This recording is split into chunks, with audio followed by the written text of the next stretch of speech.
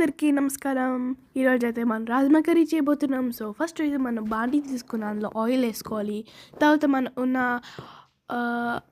Spices అన్నీ అక్కడ చేయాలి. తర్వాత ఆనియన్స్ ఉన్నాయి కదా, ఒక ఆనియన్ తీసుకొని చాప్ చేసుకొని తర్వాత ఒక 2 పచ్చిమిర్చికాయలు వేసుకోవాలి. తర్వాత అయితే అది మంచిగా రెడ్ అయ్యాక మన దగ్గర ఉన్న రాజ్మాని బౌల్ వేయాలి. బౌల్ వేసి అదే బాండీలో వేయాలి. So please like and subscribe guys, we are doing such a hard work.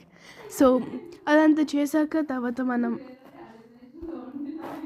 అన్నీ చేయాలి. తర్వాత అక్కడున్న మన 2 టమాటాస్ చాప్ చేసుకోవాలి. మంచిగా చాప్ చేసి తర్వాత మీడియం ఫ్లేమ్లో పెట్టుకొని 10 నిమిషాలు అలాగా ఉంచుకోవాలి. తర్వాత మన ఉప్పు ఇంకా టమాటోస్ చాప్ చేసి అక్కడ పెట్టుకోవాలి.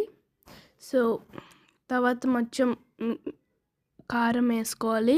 కొంచెం కారం వేసుకున్న తర్వాత కొంచెం టర్మరిక్ వేసుకోవాలండి.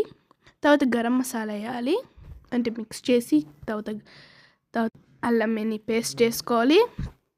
కావాలంటే ఫస్ట్ అల్లం వెల్లుల్లి పేస్ట్ వేసినప్పుడే కొంచెం గరం మసాలా కూడా వేసుకోవచ్చు. తర్వాత అదంతా మంచిగా మిక్స్ చేశాక మూత పెట్టుకోవాలి. మూత పెట్టుకున్నాక మంచిగా మిక్స్ చేసి కొంచెం గరం మసాలా వేసుకోవాలి మళ్ళీ. సో తర్వాత కొంచెం కొరియాండర్ అవన్నీ వేసుకోవాలి. Thank you bye.